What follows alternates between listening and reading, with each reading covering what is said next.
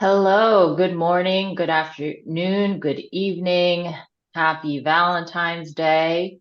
My name is Patricia Kong. I am here with a few of my friends and co-authors of Unlocking Business Agility with EBM, Evidence-Based Management, the book.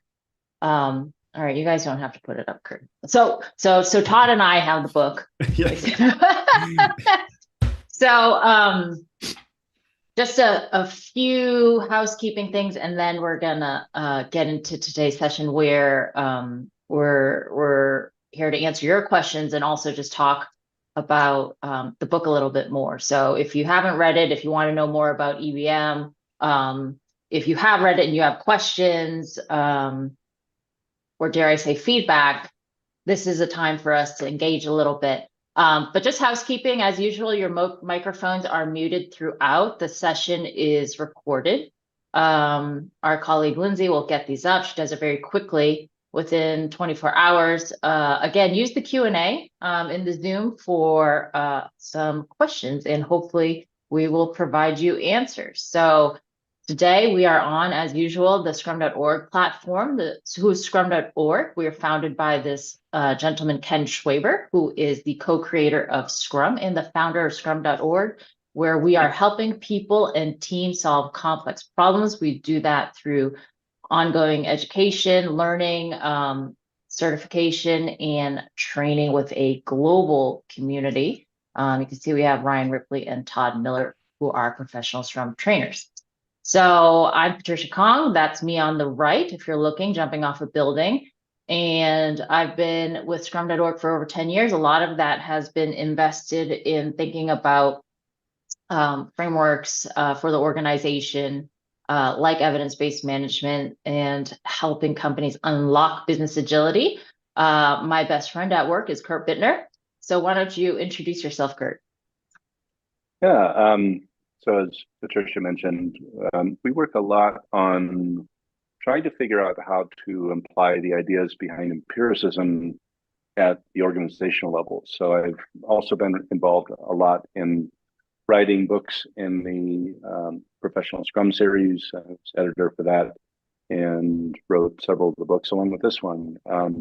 So yeah, why don't we hand it off to Ryan and Todd and introduce them, and we'll get into a discussion on that. Yeah. Mr. Miller? Yeah, Todd Miller. I've been a PST 8 years in 2 months. So that's probably good enough for me. Thank you. You're Mr. welcome. Ripley? I've been a PST 7 years, co-founded Agile for Humans with Todd. We wrote a really good Scrum anti-patterns book called Fixing Your Scrum together. And now we're back with EBM with Trish and Kurt. We run a pretty active YouTube channel. So if you go to, with a lot of videos out there, contribute a lot of blog posts to Scrum.org. We're busy, but we're also super happy to be here. So thanks for having us. Thank you. And I really think the four of us are focused on creating. I was going to say we're almost like content generators, but it's really focused on trying to share helpful information. So what we have here, it's going to be an open conversation. Kurt's gonna moderate for us. But the chapters of the book here are for you just to see the different topics that we hit on. I think the important point is to know that in the book, the first parts are really more about the why. And then, as you can see, applying EBM at the product level, portfolio, organizational level is a little bit more hands-on. So people can pick up the different areas that are necessary for them.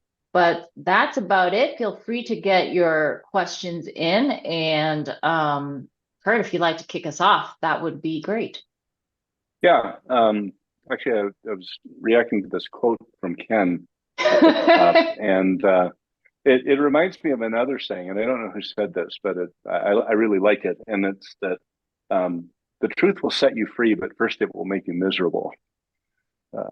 So it's like the critic. We don't always like to hear what we're not doing right, but it's really important for us to hear that.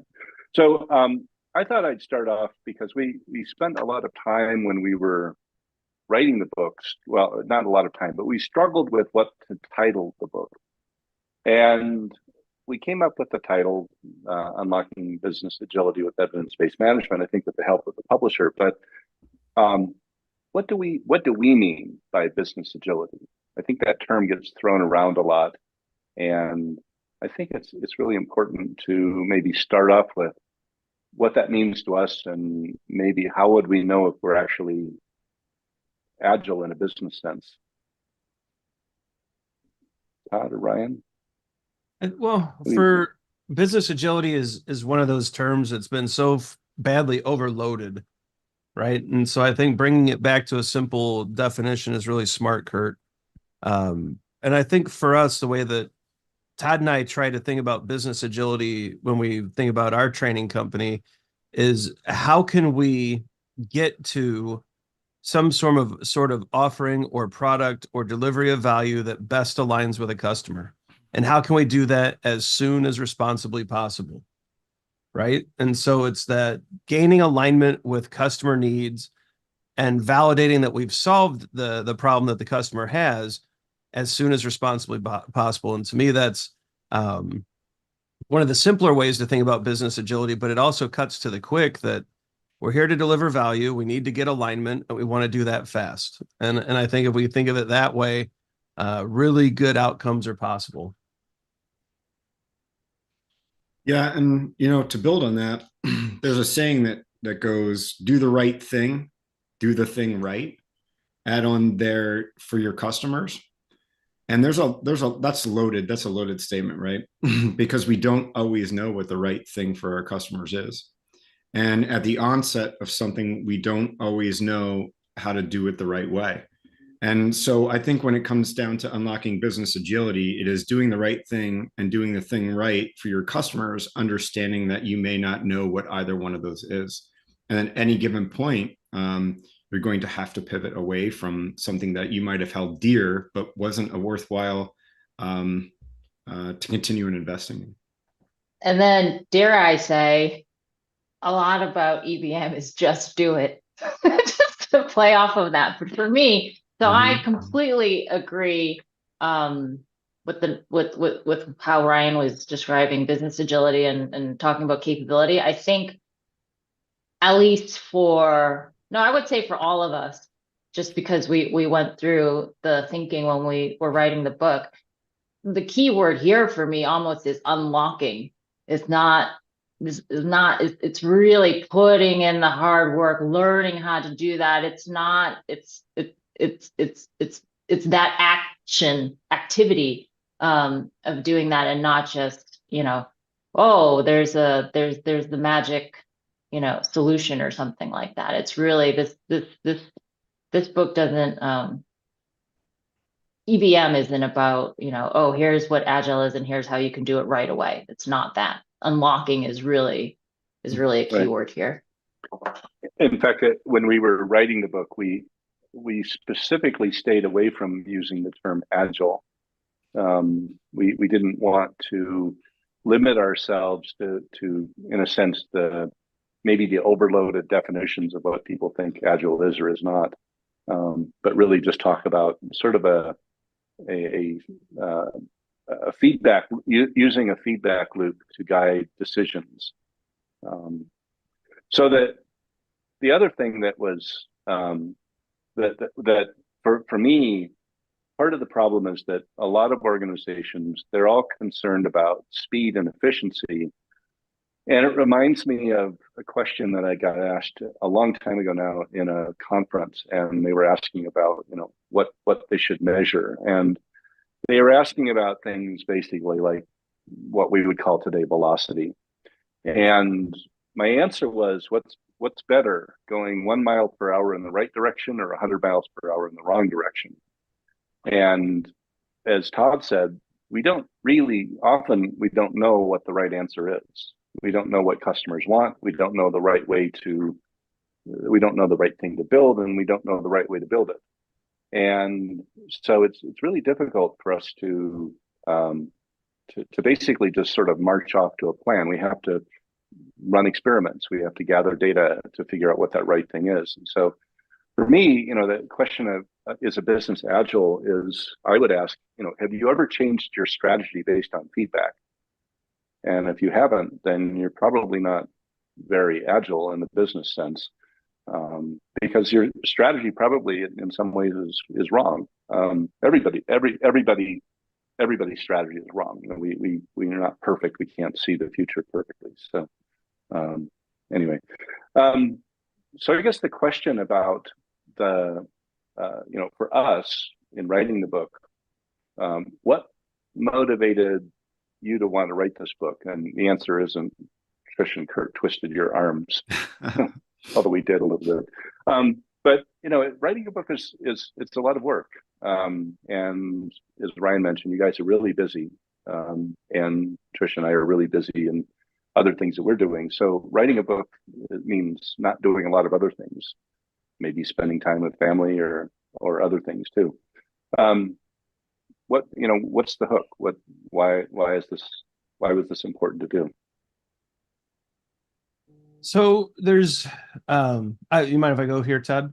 Yeah, go for it. Yeah. I just, there's a number of things. I mean, Kurt, of course, especially with you and Trish, we've always enjoyed a great working relationship, and any opportunity to work with you guys is going to be heavily considered and probably accepted unless something crazy is going on. But I also think EBM, and I know Todd believes this too, is the next thing. We get asked all the time, what's after Scrum? Well, Scrum, I don't think Scrum's going anywhere. I think Scrum will be used it's been used for a long time. It will continue to be used because it brings empiricism to the forefront for teams and helps with great outcomes when used well. EBM is that it answers the next question. It's like, how do we know we're using Scrum well? How do we know that we can deliver? How do we know that we're meeting a need? How do we know that there's an unmet need in the market? There's all these questions that businesses ask. And at the center of all of those questions, it really is, how do you know? And that question's bothered me through my 20-year career of working in different organizations, whether it's finance or manufacturing or medical device. We always got asked, how do you know? And most of the time we didn't. And EBM is the cleanest way that I've seen so far. And not surprising, it's another invention by Ken that makes something really complex, really clean. It's a clean way to answer that question. How do you know? And it's really and that's what has really hit me. And, of course, it's an honor to be a part of the Professional Scrum series, and it's hard to pass up that opportunity to help build that body of knowledge that kind of builds on Ken's work and on the work of everyone at Scrum.org. And so it's just so many different aspects, but it's a great team to collaborate with. We're helping build on the work of Ken Schwaber, who Todd and I have the utmost respect for, along with the SDO team. And then, of course, EBM is a good idea. And in the hands of more organizations, we'd see better outcomes. And with those three things together, it was very hard. In fact, we couldn't say no to the book, and it just made sense. Yeah, for me, in addition to what Ryan was saying, right? Are we agile? Is Scrum working? Answering those questions, because I truly believe EBM can help with that. I think it's, I met Patricia, it's been over 8 years ago. And I think we've been talking about EBM probably for a substantial period of that time. And with my experiments with it and using it in the trenches, it became pretty clear that there's a difference between the narrative an organization holds. And there, I see in the chat, there's a lot of questions about a lack of business and IT alignment still, right? And what the reality of a situation is.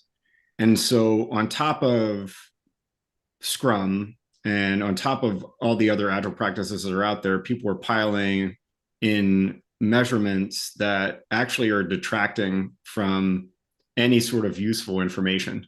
In fact, it's causing poor performance, or it's causing bad behavioral problems in an office environment. And in some instances that I've seen, it's actually harming people, right? And so with evidence-based management, you can really point out where there might be lack of alignment and try to get alignment, right? There's 3 different levels of goals there up to strategic goal. And you can start to really look at, through the lens of the KVAs,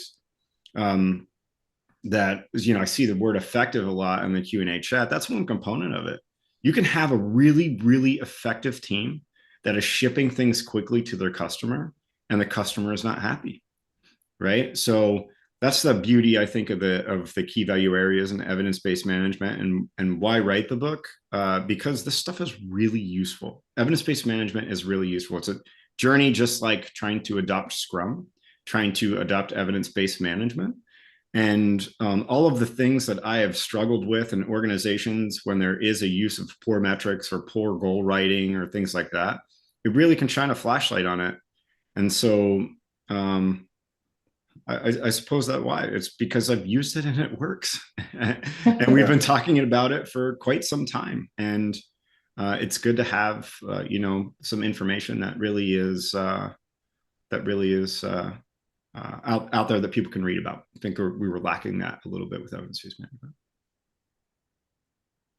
Yeah. Kurt, did you want me to chime in on that, or no? Well, I think I wanted to move on to a couple of related questions that have been in the Q&A and that relate to what Todd and Ryan were saying, and also resonated with me. So I think that there's a couple of questions about people have just think that agility means to change at any time, and the thing that I always come back to is that being agile is not a goal. Being agile is a means to an end. And so Todd mentioned just briefly this notion of a strategic goal. So EBM talks about 3 levels of goals. Strategic goal, which is many years out, an intermediate goal, which is usually in the 6 to 12 months out, but could be 18, 24, and then an immediate tactical goal, which usually aligns roughly with the time frame of a sprint, but could be up to a month and a half out. And the purpose of having these goals at different levels is to help organizations steer using data and using experimentation to steer towards strategic goals. Because saying that you want to achieve something in 5 years it's too far off for you to really target. You need something nearer term, and you also need something nearer term than 6 to 12 months out. So these goals at different timescales give you ways of steering towards it. Just like in Scrum, if you have a sprint goal, you work toward that goal, and if you don't achieve the goal, that's important information. And it might be that the goal isn't the right goal. It might be that the goal isn't achievable, but it might be that you took the slightly wrong path in getting to the goal, or you took on too much work, or a variety of other things.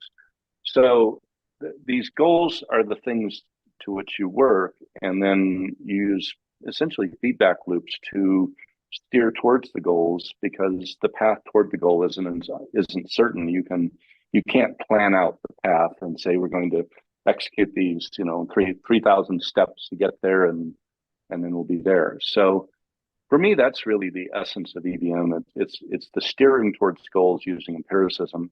And as Todd mentioned, those key value areas, which are unrealized value, current value, ability to innovate, and time to market, give you insight, or you can think of them as lenses into different aspects of the problem.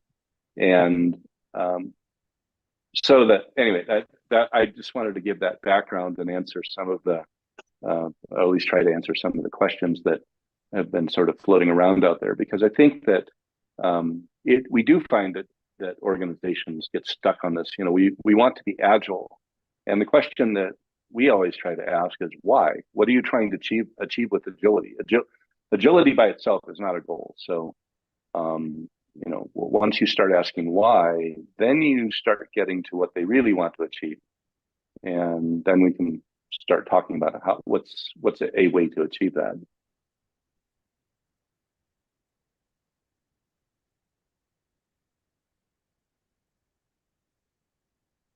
So one of the things Todd, you mentioned the key value areas, and this is sort of a question for all of you. And we've talked a lot about key value areas, but as you've been working with clients, do you ever find that you want to have a 5th key value area? Is there something missing that you would add? If you could, sort of for the next release, we're actually updating the guide right now. Should we have a fifth one? Did we miss something? Think carefully, Todd. So I would say that I don't know that anything was missed. I would be tempted to rename time to market to time to learn, because I think we can get caught up in the speed trap. I think we wrote about that in the book, right? You could get caught up in just measuring speed, and people focus in time to market is the easiest KVA, in my opinion, to understand. People hear time to market and they're like, yes. How many times have you heard the reason why we're doing agile is to be faster and to pivot quicker, like some of the stuff we're seeing in comments, right? And the reality of that is that you really don't know, because of coping with complexity, whether you're actually delivering value to your customer until you're getting feedback on something that's in production. And so to me, to change the name of that would I think cause an entirely new conversation, and I would enjoy it. I think I agree with that. We might not change it for historical reasons, but I think that it would reinforce the right kind of that it's the feedback loop that's important. It's not the shipping and delivering something and then forgetting about it. Yeah, and I think that my feelings there have evolved. I think a lot of conversations that Patricia and I have had about time to market have related to the idea behind time to learn. So shout out to PK for getting me thinking that way.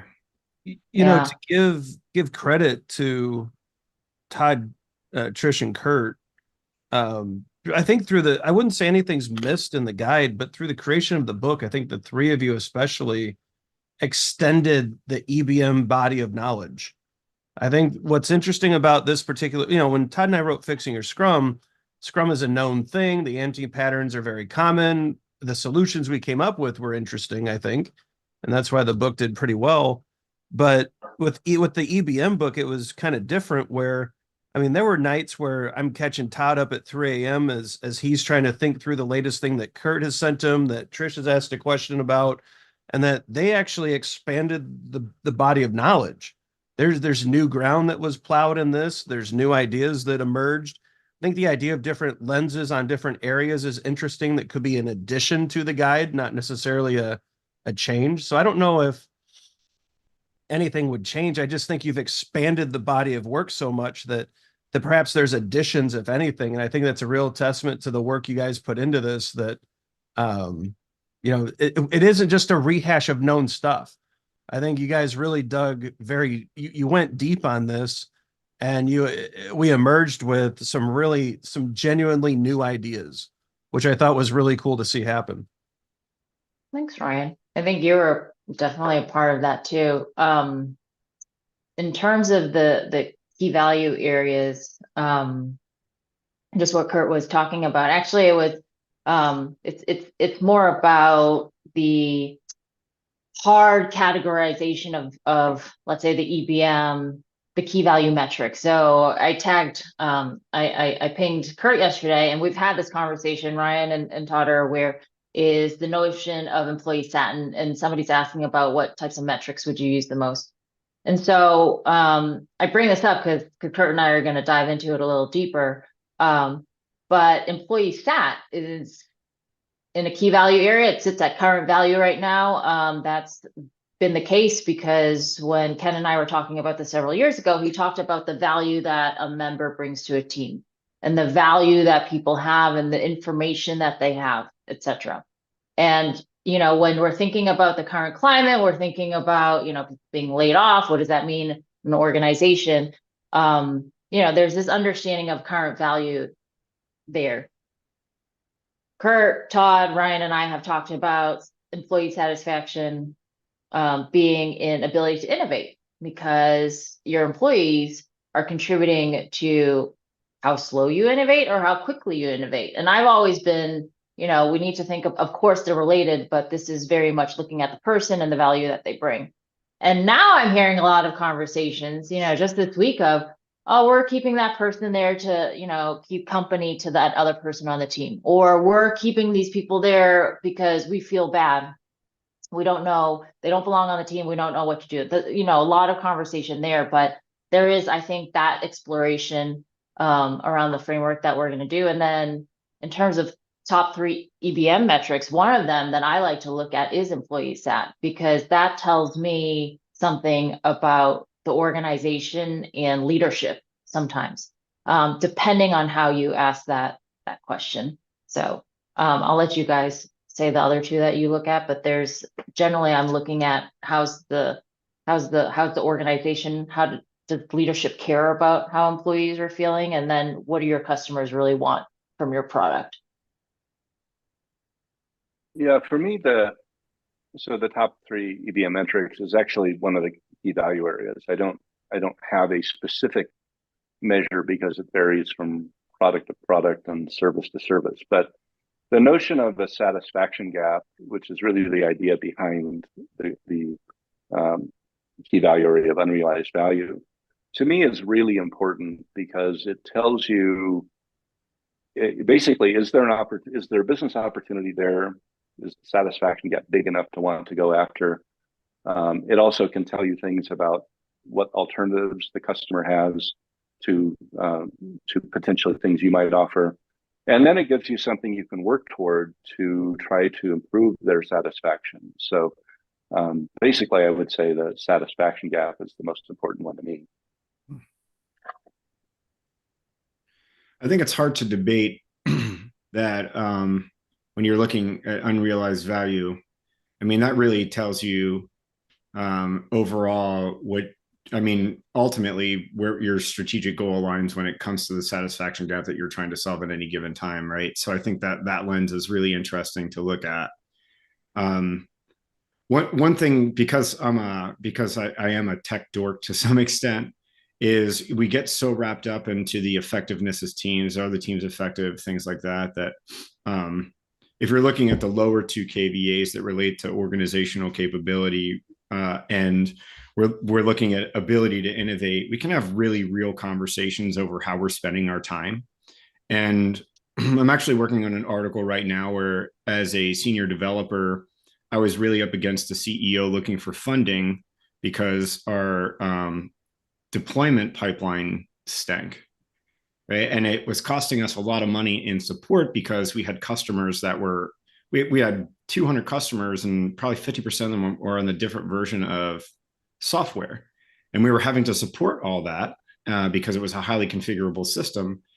And by categorizing how we were spending our time and understanding something like installed version index and painting the reality of what is limiting us from being effective, and not just kind of saying, well, we'll get around to that someday, we need funding for that. And then you can put dollars on that.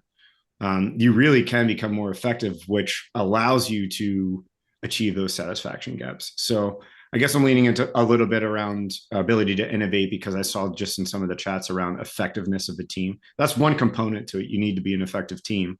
Let's paint the reality of it. Do we have a lot of technical debt? Are we dealing with legacy technology that's keeping us from moving forward? Are we constantly firefighting in production? And if so, is there a particular spot in our architecture that is causing that? That's the reality of it that we want to deal with, not velocity. Velocity is no indicator of anything when it comes to effectiveness. I might have just kicked a beehive there, but I feel like through a lot of the earlier conversations you have had around EBM in companies, you have generally started around A to I, Todd. And sometimes when you can't run in and go, where's your goals, right? And so you just say, here's the reality, let's have some conversations. And I think that's been really powerful. Yeah, I think that's a good point. That's a good observation, Patricia, because I think that's probably right, starting at A2I. And again, I think we're pointing out when you're talking about employee satisfaction, how you could classify that as A2I, effectiveness. Do we have satisfied employees? Are they effective because of that? Or current value. You can make the same for something like WIP, work in progress, right? Will Seeley and I had a diabolical debate over whether that belongs in time to market or whether that belongs in ability to innovate.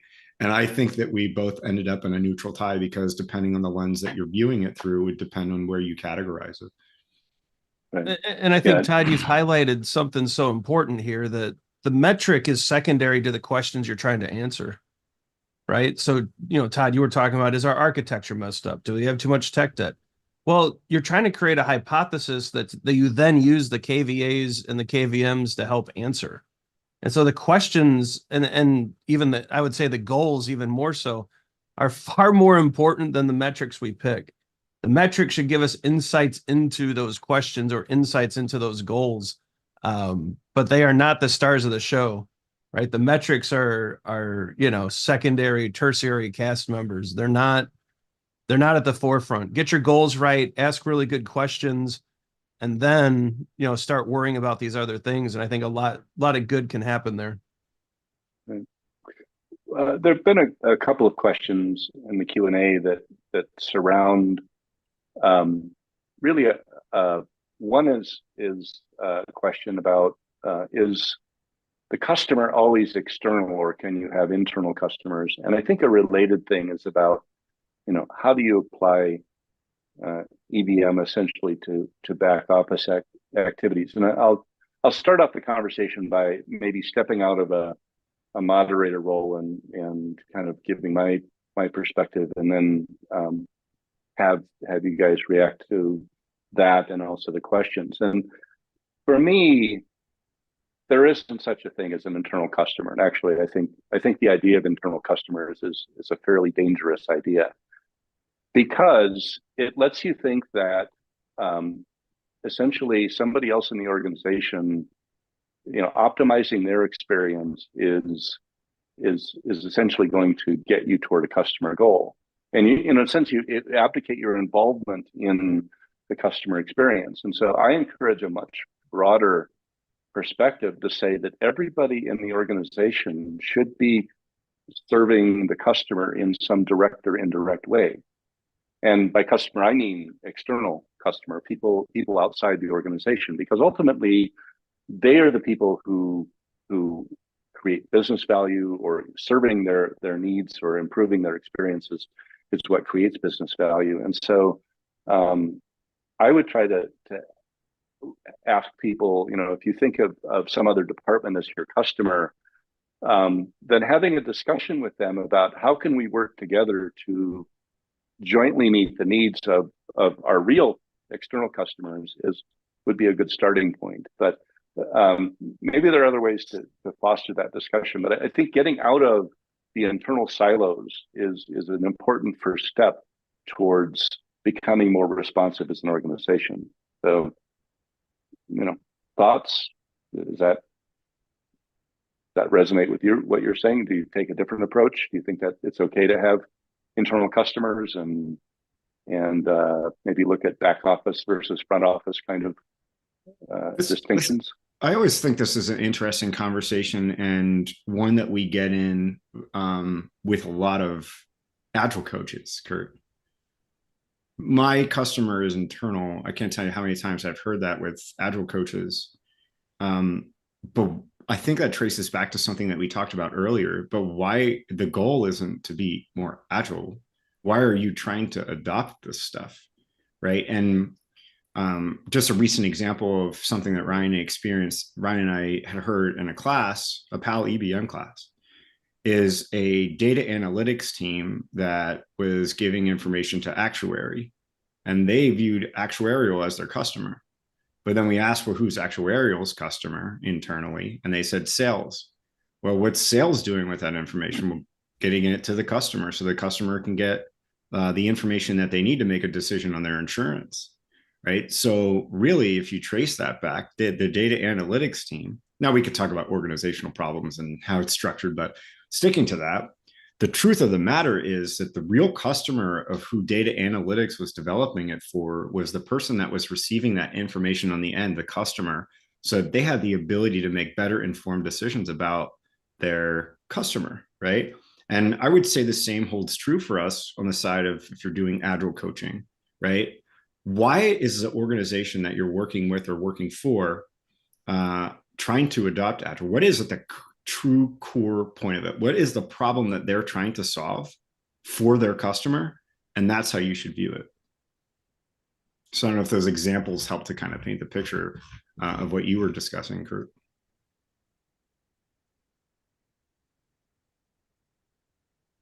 Brian, Trish, any thoughts, or is that?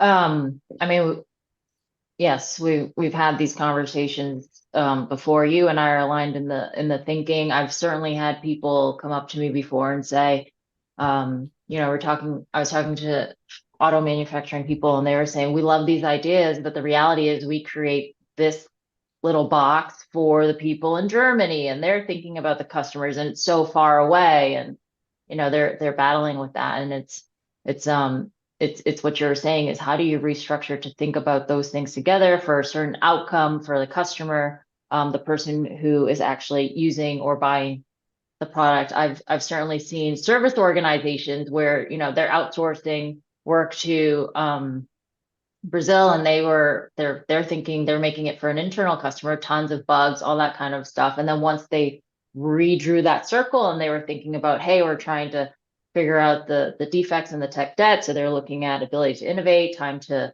market, and then they were tracking customer stat. So once they were able to have that sort of central conversation just to fix that a little bit, we're not even talking about goals here yet. That was good for them. Yeah. I mean, somebody named an anonymous attendee asked, but what if your customer is internal and they're a manufacturing company and they have to basically deal with how to build window and door units? And my response to that, and Trish, you got an idea on this too, is that ultimately, how do you know whether you're building the right number of windows, or the right number of doors, or the ones in the right sizes, or with the right features like low E glass, or the right level of insulation, or all of those things? Ultimately, all of those things are important to compete in the market. And the more that you can look at the organization as a system for delivering those valuable things to customers, the more you can open up the possibility of improvement. So even if you're just, if you only look at what you do as an internal, internally serving sales, or internally serving the design department or something like that, you might be able to benefit from EBM and the ability to innovate in the time to market categories. But someone in the organization should be thinking about all of those other things, about what do customers really want, and having a more holistic discussion about what can we collectively as an organization do to better meet customer needs. You might find somebody in manufacturing has an idea that actually would improve customer satisfaction. And if you're stuck in silos, it's much more difficult to have those interesting conversations. That's my view. Yeah. As an experienced construction and real estate consumer, I would say there's nobody better than the persons who are manufacturing doors, understanding how it should fit with the rest of the puzzle to talk to. But Kurt and I have actually talked to people who are in 3D construction. And so what was interesting is, when you only think of that little widget that you're creating, you go up the chain, and the people who end up contacting the agile coaches or us are saying, we have this big goal, but we don't understand what those goals, what the teams they're working on, they're building these things that we're not aligned. And so there will eventually, if you keep that mindset, somebody is going to realize there's not alignment, and then it will be very expensive to fix it. Yeah. So somebody's got a question about, how do you determine unrealized value? We've thrown out this term, and it seems really important in EBM. What are some different ways that organizations either have done it or can do it, since it is really important? Todd and I talked about this, and I might be stealing your idea, Todd, so forgive me if that's how this is going to work out. But when it comes to unrealized value, and I've done this in the past as an executive in companies, I like to go talk to the help desk. right? And I've actually walked down to the call center and just said, what are people complaining about? What are they asking about? What are they wishing existed in our product that they keep asking for? What are the feature requests? What are the, and I think starting there, and even looking at YouTube now, you'll see there are, whether it's a game you play or a product you use, there's probably 100 videos about it where someone will say, I wish it did this, or I wish it did. There's tons of free research out there. Um, and I have found that to be super practical. Todd, if I stole that from you, I'm sorry. But I know we've all talked to the help desk about what people are upset about, and that tends to be a good pragmatic way to start. Um, and I think that's worked for me in the past. I know it's worked for others. Hmm. So the way that we wrote this book is that we took stories from our experiences and put them throughout. So in the book on page 11, page 10, 11, we start talking about unrealized value and different ways that, organizations have started to capture that, what that looks like. And also if you go on to, just because I realize we're getting short on time now, but if you go on to the Scrum.org website and resource center, we talk about, and this is coming back to Scrum, developing valuable product increments. So how do you know if it's value, what sort of value you're trying to grasp? And there are some very specific examples there. But even when, Kurt and I have talked about Scrum.org as a training organization, even Todd and Ryan, when we had the pandemic happening, right? And we were thinking, what is that unrealized value there? People still want to be able to learn, and they want to be able to do that flexibly. And so we're pulling these threads, and we're doing, why do they want to do that? Why do they want to do that? What does this mean? To get to the crux of it. And then you're measuring that against the market. You're kind of doing some basic product and some basic math exercises. There's a frustrating component to this when it comes to unrealized value. You can survey your users. You can collect all the data at the help desk and find satisfaction gaps, hypothetical satisfaction gaps. And then you can fulfill them and it not bring any value. And I tell oftentimes a story about how, as a product owner, I had an ideas and feedback portal where I would interact with customers. I would throw ideas out. Customers would throw ideas out, try to identify things that potentially could get us more market share for our product.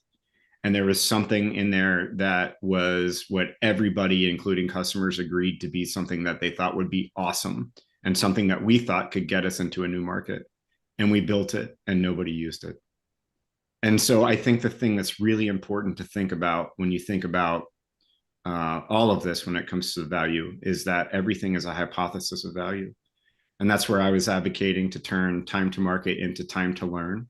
Because just because you think and get obsessed with an idea and your customers agree with it and they get very excited about it, doesn't mean when you ship it, it's actually going to create the value that you thought it would.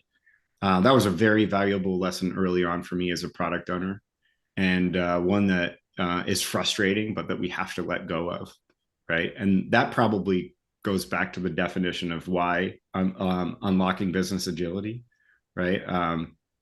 That experience for me was just an epiphany.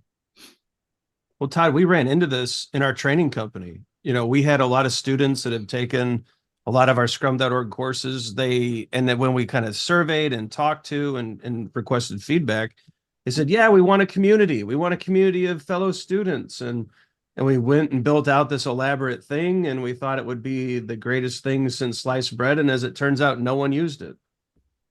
It was really minimal usage. And even though we checked and double checked and asked all of these people and ran the surveys, it turned out when it was time to use it, they didn't want it. And that's that frustrating aspect that you're kind of speaking to, that, it's a hypothesis. And even when all the signals look great, it could still be the wrong thing to do. Right. Yeah. You can't rely upon people's opinions, even customers' opinions, even stakeholders' opinions, until you've actually, tested it in real, in a sense, in the real world, you don't really know anything. We've got about 5 minutes left. And so I want to make sure we talk about something that is, I think everybody has kind of in the back of their head is like, how do you get started with this? Do you go in and train everybody on EBM and then apply an EBM methodology? And there is no such thing. But what's the entry point? How do you, in a sense, get started with this? And then how does it potentially grow over time? Well, you drink coffee, something stronger if you need to. Put on your pants, or your skirt, whatever you want, and you walk in. I actually think it starts in different ways, and this is where it's a little bit more consultative, depending on who you're talking to, what their concerns are, and this, and what type of organization it is. I've had clicking moments at different times. So one of them might have been, you could see that there was program managers, product managers, and they just loved it. And I just asked them, tell me everything that you measure. So we start with the measuring conversation. Another time it was, hey, where are you focused? And so it might be, then we can have a KVA conversation. Wow, you're so focused on unrealized value. What about your cash cows?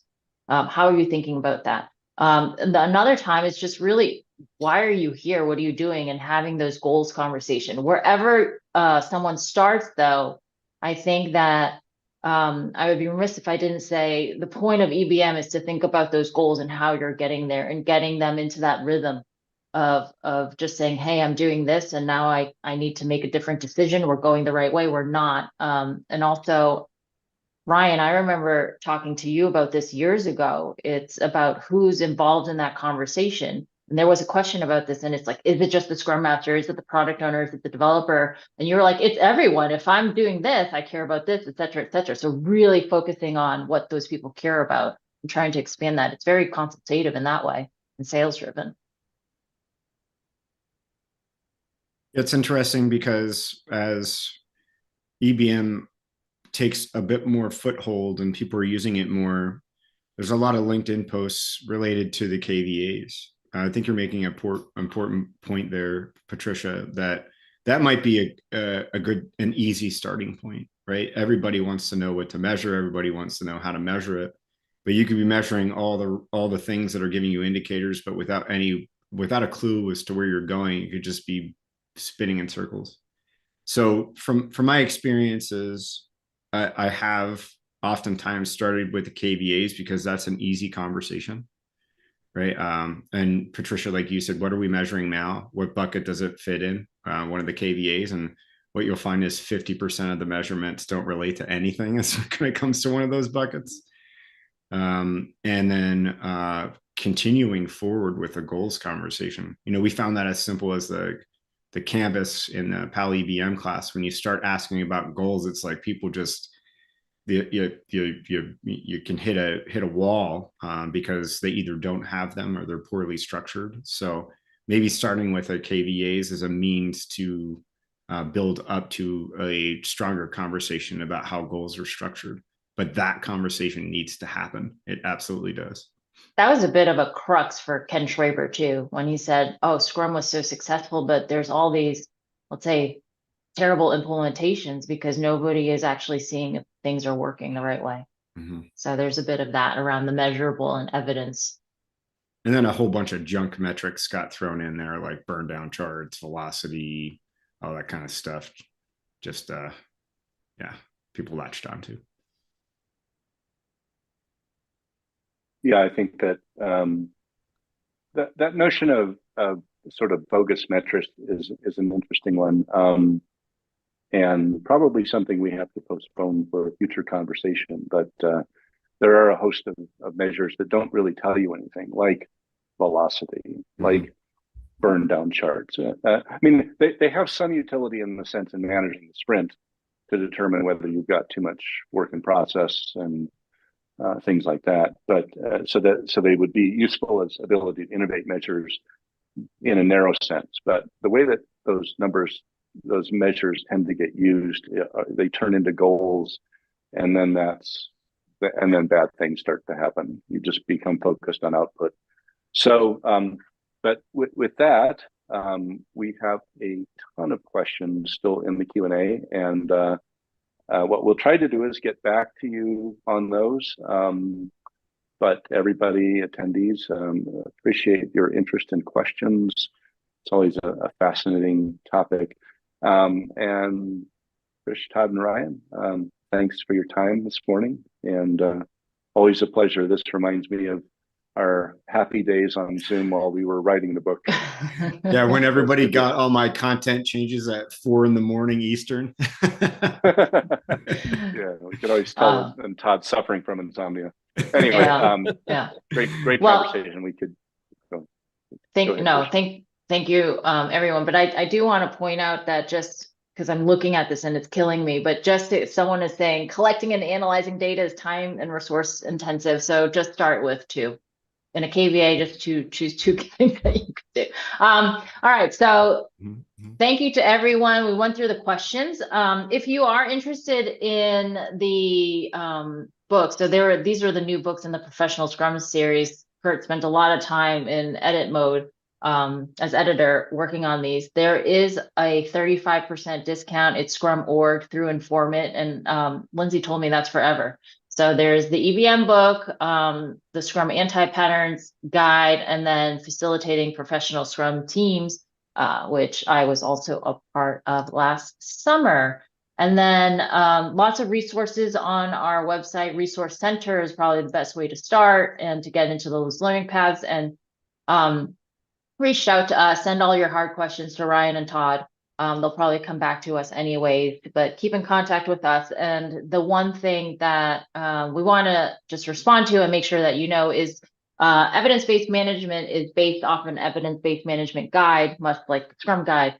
Kurt and I are starting that exercise because of the work that we've done and the experiences that we've had and learning that we've had from the book.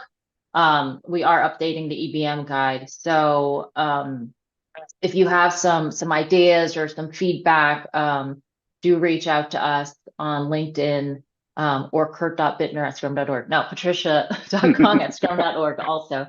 So that's going to be something you'll see happening in the next couple months. But thank you, everyone, so much for your time. Be well. Happy Valentine's Day, Galentine's Day, something else. Scrum on. Goodbye.